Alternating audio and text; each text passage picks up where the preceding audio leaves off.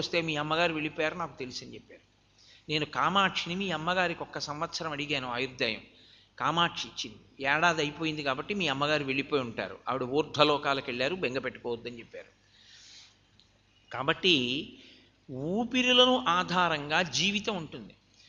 అన్ని లెక్కలు బయటకు కడతాడు. తను ఎన్ని ఊపిరులు తీసేశాడో ఇంకెన్ని ఊపిరులు మిగిలిన్నాయో ఏ జీవుడికి తెలియదు. కాబట్టి ఆయుర్దాయం విషయంలో ఇంత ఉంది అని తెలుసుకోగలిగిన ప్రజ్ఞ ఎవ్వరికీ ఉండదు. కాబట్టి త్వర అన్నది ఒకటి ఏర్పడాలి. త్వర అంటే అన్నిటికన్నా ముందు చెయ్యవలసిన పనేదో అది చేసేస్తూ ఉండాలి. జీవోద్ధరణము అని ఒక మాట. ముందు ఉపకారం తనకి తాను చేసుకోవాలి. లేకపోతే జీవుడు ఈ శరీరం విడిచిపెట్టి ఇంకో శరీరంలోకి వెళ్ళిన తర్వాత, కాబట్టి పుణ్యకార్యాచరణము ధర్మకార్యాచరణము ముందు నడుస్తూ ఉండాలి, ఎప్పుడు ఈశ్వరపరంగా నడుస్తూ ఉండాలి. కాబట్టి ఆయన ఇక్కడే ఉన్నాడు, గిరీష ఈ హృదయ గుహలోనే ఉన్నాడు. ఇది శంకరాచార్యుల వారి యొక్క ప్రతిపాదన. నిన్ను ఒకడు చూస్తున్నాడు, నువ్వు వాడి మీద ఆధారపడ్డావు. వాడి యొక్క అనుగ్రహం లేకపోతే అసలు నీకు దీని ఊపిరే నడవదు. వాడన్నీ గమనిస్తున్నాడు, వాడు నిన్ను తర్వాత అడుగుతాడు, ఇది ఇచ్చాను ఏం చేశావు అని అడుగుతాడు. ఇది ఇచ్చాను ఏం చేశావు అన్నప్పుడు జవాబు చెప్పుకోలేకపోతే మళ్ళీ నీకెందుకు ఇది? దీంతో షడూర్ములు అని ఒక మాట శాస్త్రంలో. షడూర్ములు అంటే ఆకలి, దప్పిక, జరా, మరణము, శోకము, మోహము, ఈ ఆరింటిని షడూర్ములు అంటారు. ఇవి మారి మారి వాటికే సముద్ర కెరటాలు.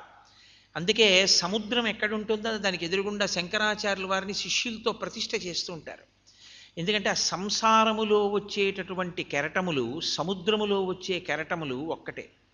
కెరటములు ఎప్పుడూ విశ్రాంతి తీసుకోవాలి, అలా వస్తూనే ఉంటాయి. ఈ ఆరు ఊర్ములు జీవుడు శరీరంలో ఉన్నంతకాలం వస్తూనే ఉంటాయి. ఆకలి, నేను పొద్దున్న ఏదో పలహారం చేశాను, అయిపోయింది. మధ్యాహ్నం మళ్ళీ భోజనం అయిపోయింది. రాత్రి మళ్ళీ ఉపన్యాసం అయిపోయిన తర్వాత మళ్ళీ ఆకలి వేస్తుంది, మళ్ళీ ఏదో తింటాను. ఇలా ఎంతకాలం ఆకలి? దీనిలో జీవుడు ఉన్నంతకాలం, ఈశ్వరుడు ఉన్నంతకాలం ఆకలిస్తుంది. దప్పిక, దాహం వేస్తుంది, ఆగిపోతుంది, మళ్ళీ దాహం వేస్తుంది. శోకము, అమ్మయ్య హాయిగా ఉన్నానంటాడు, అంతలో ఏదో కోరిక పుడుతుంది, ఆ కోరిక తీరది ఏడుస్తాడు, మళ్ళీ సంతోషం, మళ్ళీ ఏడుపు. శోకము, మోహము, అజ్ఞానం. సత్యం తెలిసిందిరా అన్నట్టు ఉంటుంది, జారిపోతుంది, మళ్ళీ వెళ్ళిపోతుంటాడు అజ్ఞానంలోకి. మోహము, జరా, వృద్ధాప్యం. ఇప్పుడంటే ఈ శరీరానికి వస్తుంది. ఇంతకుముందు శరీరాలన్నింటికి వృద్ధాప్యం వస్తేనేగా విడిచిపెట్టి మళ్ళీ ఇందులోకి వచ్చింది. కాబట్టి మరణము. ఈ 6 కెరటములు జీవుడికి ఎప్పుడూ కొడుతుంటాయి. ఇదే దక్షిణాన లంక ఉంది, సముద్ర కెరటాలు కొడుతున్నాయంటారు వాల్మీకి మహర్షి. దక్షిణాన లంక ఉంది అంటే దాని రహస్యం ఏమిటంటే, ఏ శరీరమైనా, ఎంత అధికారాన్ని వెలగబెట్టినటువంటి శరీరమైనా చిట్ట చివరికి ఊరికి దక్షిణాన ఉన్నటువంటి శ్మశానంలో, పృథ్వీలో కలిసిపోతుంది, బ్రహ్మాండంలో కలిసిపోతుంది. కాబట్టి ప్రస్థానమంతా దక్షిణ దిక్కుకు వెళ్ళిపోతుంటుంది. ఈశ్వరుడి గురించి చింతన లేని వాళ్ళ యొక్క జీవితాలన్నీ ఆయుర్దాయపరంగా ఏమవుతాయంటే హిమాలయాల్లో పుట్టి దక్షిణానికి ఎడతాయి. మీకు ఒక్కటే గుర్తండి, గంగానదిని కాశీలోనే ఎందుకు స్నానం చేయాలి? కాశీగంగా అంటారు. ఏ కాశీలోదే గంగా, ఇతర చోట్ల ఉన్నది గంగ కాదా? హరిద్వార్లో గంగ కాదా? లేకపోతే గంగా ప్రవాహం ఎన్నో చోట్ల ఉంది, అదంతా గంగ కాదా? కాశీగంగ అండి, కాశీ వెళ్ళి గంగలో స్నానం చేశా అంటారు. కాశీగంగకే ఎందుకంత ప్రాధాన్యత? కాశీగంగా అని ఎందుకు అనాలి? ఒక్కటే కారణం, ఉత్తర దిక్కున పుట్టినటువంటి గంగ, హిమాలయాల్లో పుట్టిన గంగ దక్షిణానికి వెళ్ళిపోవడం మొదలుపెట్టింది. దక్షిణానికి వెళ్ళిపోవడం మొదలుపెట్టిన గంగ కాశీపట్టణం దగ్గర మళ్ళీ ఉత్తరానికి తిరిగింది. ఎక్కడ దక్షిణానికి వెడుతున్నది మళ్ళీ ఉత్తరానికి తిరిగిందో అది పవిత్రం. ఎన్ని జన్మలలోనో దక్షిణ దిక్కున ఉన్నటువంటి శ్మశానంలో శరీరాన్ని అప్పగించి మళ్ళీ పుట్టడానికి సిద్ధపడినటువంటి జీవుడు, రవీంద్రనాథ ఠాగూర్ గారి గీతాంజలిలో మాట అంటారు, తల్లి ఆకలితో ఉన్న పసిబిడ్డని ఒళ్ళో పడుకోబెట్టుకుని ఒక స్తన్యాన్ని తీసి నోట్లో పెడుతుంది. ఈ స్తన్యమునందు పాలైపోయాయి, పిల్లవాడి ఆకలి తీరలేదు అనుకుంటే ఆ పిల్లవాడిని ఇట్నుంచి ఇటు తొడ మీదకి తిప్పుకుని ఇటు స్తన్యం ఇస్తుంది. పిల్లవాణ్ణి ఇటు తొడమించి ఇటు తొడ మీదకి తిప్పుకొని ఇటు స్తన్యం నుంచి నోరు తీసి ఇటు స్తన్యాన్ని నోట్లో పెట్టడం మధ్యలో ఉన్న వ్యవధి ఎటువంటిదో, ఒక శరీరాన్ని వదిలిపెట్టి జీవుడు ఇంకొక శరీరాన్ని తీసుకునే జనన మరణములనేటటువంటి ప్రక్రియ అలా ఉంటుంది. అంతే, కేవలం శరీరం మారిపోతుంటుంది. పునరపి జననం పునరపి మరణం పునరపి జననీ జఠరే శయనం దిహ సంసారే బహుదుస్తారే కృపయాపారే పాహిమురారే. జనన మరణాతీతమైన స్థితిని పొందించగలిగినటువంటి వాడు ఉత్తర దిక్కున కైలాస పర్వతం మీద కూర్చుని ఉన్నాడు మృత్యుంజయుడు. ఆయన కాలకాలుడు. కాలకాలుడై మృత్యుంజయుడై మృత్యోర్మా అమృతంగమయ, మృత్యువి నుంచి అమృతత్వాన్ని ఇవ్వగలిగినటువంటి పరమేశ్వరుడి వైపుకు బుద్ధి ఎప్పుడు తిరిగిందో అప్పుడు వాడు గంగా స్నానం చేసినవాడు, వాడు గంగ అయినవాడు, పవిత్రుడైనవాడు. వాడి బుద్ధి ఏ జన్మలో ఈశ్వరుడి వైపుకి తిరిగిందో ఆ జన్మ చిట్ట చివరి స్థితికి దగ్గర చేసే జన్మ, లేదా అది ఆఖరి జన్మ. కాబట్టి ఆయన చిత్రగుప్తుడై ఇక్కడ కూర్చుని ఆయన అన్నీ నిర్ణయం చేస్తాడు. అన్నీ నిర్ణయం చేస్తాడు, కానీ ఈశ్వరుడు స్వతంత్రంగా ఇవ్వనిది ఏమిటో తెలుసా అండి? పునర్జన్మ ఇవ్వడు. సనాతన ధర్మం యొక్క వైభవం అంతా ఎందులో ఉందంటే పునర్జన్మ యందు ఉంది. పునర్జన్మ సిద్ధాంతాన్ని ఎవరు అంగీకరిస్తారో వారు సనాతన ధర్మ సిద్ధాంతమును, మౌలిక సిద్ధాంతమును అంగీకరించారు అని గుర్తు. పునర్జన్మని నేను అంగీకరించలేదు అంటే నేను సనాతన ధర్మమును అంగీకరించలేదు, వేదము యొక్క ప్రమాణమును నేను అంగీకరించను అని చెప్పినట్లు గుర్తు ఏమిటంటే బొట్టు పెట్టుకోకపోతే.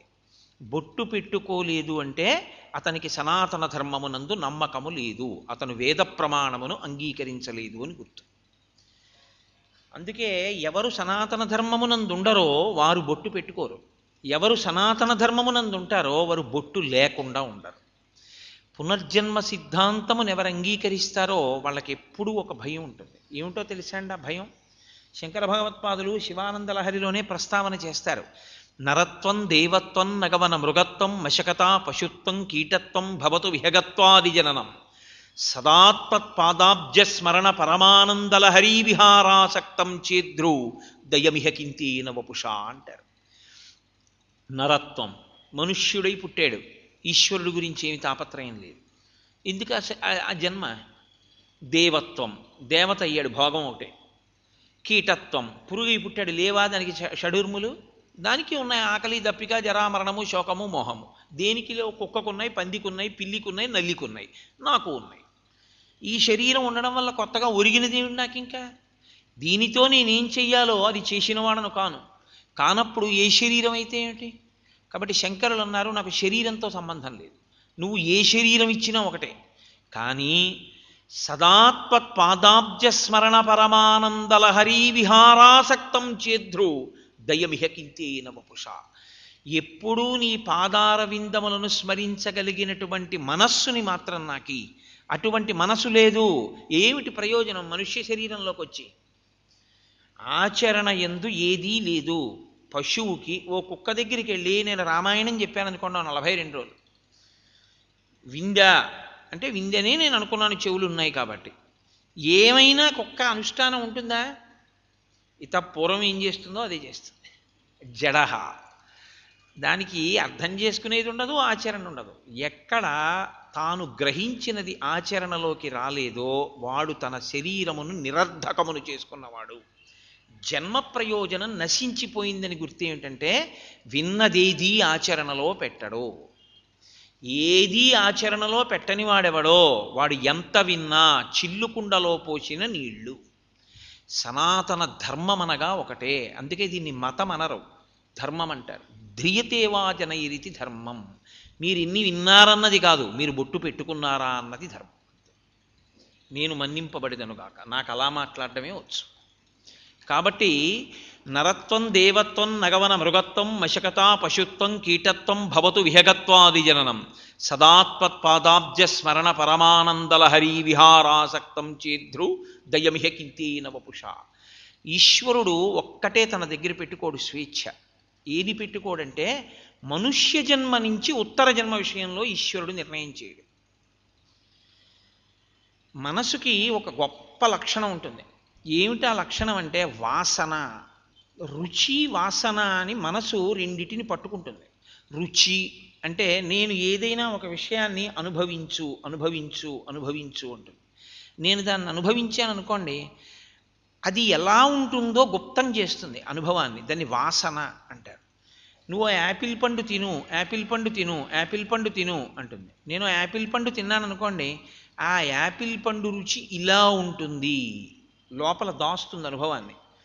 ఈ రుచిని వాసనగా మార్చి మళ్ళీ 2-3 రోజులు పోయిన తర్వాత మళ్ళీ తిను తిను తిను అంటుంటుంది. మనసు ఏం చేస్తుందంటే, జీవుడు దేని మీద ఎక్కువ ఆసక్తి పెంచేసుకున్నాడో ఆఖరి ఊపిరిలో, మనసు ఊపిరి మీద ఆధారపడుతుందని మీకు నేను మనవి చేశాను, చిట్ట చివరి ఊపిరిలో చిట్ట చివరి స్మరణ దాన్నే చేస్తుంది. దేని మీద ఎక్కువ ప్రీతించుకున్నాడో దాన్నే స్మరణ చేస్తుంది. దేనిని స్మరణ చేసిందో దానిని బట్టి ఈశ్వరుడు నిర్గమాన్ని ఇస్తాడు. బయటికి వెళ్ళే మార్గాన్ని అప్పుడు తెరుస్తాడు. ఇందులోంచి వెళ్ళు అంటారు. ఎందుకంటే శరీరమునకు ఎప్పుడూ కూడా సీమ అని ఒకటి ఉంటుంది. సీమ అంటే హద్దు. రాయలసీమ అంటే ఆ ప్రాంతమునకు హద్దు, ఆంధ్రసీమ హద్దు, తమిళసీమ హద్దు. అక్కడతో అయిపోయింది, అక్కడతో ఉందని. ఈ శరీరమునకు కూడా 2 సీమలు ఉంటాయి. ఒకటి పాదములు, ఒకటి తల. ఇది భౌతికంగా ప్రారంభము చివర, లేదా ఇది ప్రారంభము ఇది చివర. అలాగే ప్రవేశద్వారము నిర్గమద్వారము అని 2 ఉంటాయి. లోపలికి వచ్చేటటువంటి ద్వారం, బయటికి వెళ్ళిపోయే ద్వారం. లోపలికి వచ్చిన ద్వారం మనిషి బయటికి వచ్చిన తర్వాత మూసేస్తారు, నాభి. అందుకే నాభి కన్నమైనా నవరంధ్రాల్లో చెప్పరు.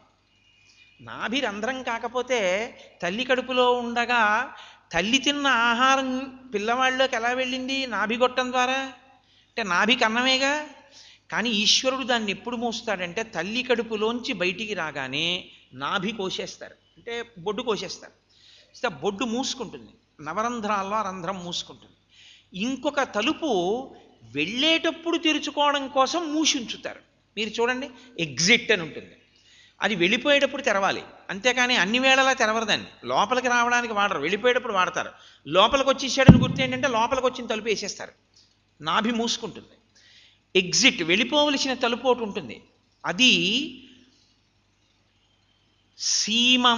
సీమాంతము అని పిలుస్తారు. అందుకే ఇంకా హద్దు కింద దాన్ని ఏం చేస్తారంటే, దాన్ని దాటి ఇంకా ఏది తగల్చరు. పాపట అని ఒకటి ఉంటుంది, దాన్ని సీమ అంటారు. ఆ పాపట ఎక్కడ వరకు తీయాలంటే ఇక్కడ వరకే. ఇది దాటి ఇంక తీరు. ఎందుకు తీరంటే, ఇంకా ఇక్కడది నిర్గమన మార్గం. ఇక్కడి నుంచి బయటికి వెళ్ళిపోవాలి జీవుడు, బ్రహ్మకపాలంలోంచి బయటికి వెళ్ళిపోవాలి. అలా వెళ్ళిపోయాడని గుర్తు ఏమిటంటే, బ్రతికున్నన్నాళ్ళు ధర్మాన్ని పట్టుకుని ఆఖరి స్మరణ, ఆఖరి ఊపిరిలో తలుచుకున్న మనసు యొక్క స్మరణ ఈశ్వర సంబంధమైతే, ఎప్పుడూ ఈశ్వరుణ్ణి స్మరించడం అలవాటైతే, అప్పుడు ఈశ్వరుణ్ణి స్మరిస్తే ఈ తలుపు తెరుచుకుంటుంది. ఆ తలుపు తెరుచుకుని బయటికి వెళ్ళిపోయాడు అంటే ఇక రాడు అని గుర్తు. అదే చిట్ట చివరిసారి వదిలేశాడు శరీరాన్ని. అలా వదలకపోతే ఏం చేస్తారంటే, వీడు సరిగ్గా జీవించలేదు కాబట్టి వీడికి ఆ తలుపు తెరుచుకోలేదు వెళ్ళినప్పుడు. కనీసంలో కనీసం ఆ తలుపు తెరుచుకుంది అని మనం అనకపోతే ఆ జీవుడు పాడైపోయినట్టు లెక్క. కాబట్టి ఓ పని చేద్దాం, వాడు అలా వెళ్ళిపోయాడని మనం ఓ లెక్కలో వేసేద్దాం. ఎలా వేసేద్దాం? దాన్ని కాలుస్తున్నప్పుడు అది పగిలిపోతుంది, ఠప్పని చప్పుడు వస్తుంది. బ్రహ్మకపాలం పగిలిపోయింది, కపాలమోక్షం అయిపోయింది, ఇంటికి వెళ్ళిపోండి స్నానం చేసి అంటే వెళ్ళిపోయాడని ఉట్టినే చెప్తారు. నిజంగా అప్పుడు అలా కాలిస్తే పగిలిపోతే వెళ్ళినట్టేమిటి? తనంత తాను ఆఖరి స్మరణలో వెళ్ళాడు అంటే అది గుర్తు. మహానుభావులు అలా వెళ్ళారు. వివేకానందులు మొదలైనటువంటి వాళ్ళు అలా కపాలాన్ని చిట్లి వెళ్ళారంటే అదేదో శుద్ధిపెట్టి కొట్టుకుని వెళ్ళేది కాదు. అది తన జీవితం ఎలా ఉంది అన్నదానికి అంతిమ తీర్పు అప్పుడు ఉంటుంది. అందుకే అన్నీ తెలిసినవాడికి అమావాస్య మరణం, ఏమీ తెలియని వాడికి ఏకాదశి మరణం అని అందుకే వచ్చింది. ఈశ్వరుణ్ణి పట్టుకోవడం ఒక్కటి వస్తే చాలు, వెళ్ళవలసిన ద్వారంలోంచి వెళ్ళిపోతాడు. ఇప్పుడు ఎటెళ్ళాలి అన్నది ఎవరు నిర్ణయిస్తారో తెలుసా అండి? గిరీష ఈయన ఆఖరణ నిర్ణయం చేస్తాడు. దేన్ని పట్టుకున్నాడో, బతికున్నంత కాలం ప్రీతి ఆఖరికి దేని మీదకి వెళ్ళిపోయిందో దాని మీదే తలంపు నిలబడిపోతుంది. అప్పుడు బయటికి వెళ్ళాక ఈశ్వరుడు ఏమంటాడంటే, నీకు శరీరం ఇచ్చాను, బుద్ధి ఇచ్చాను, మనసు ఇచ్చాను, జరాయుజములు, అండజములు, స్వేదజములు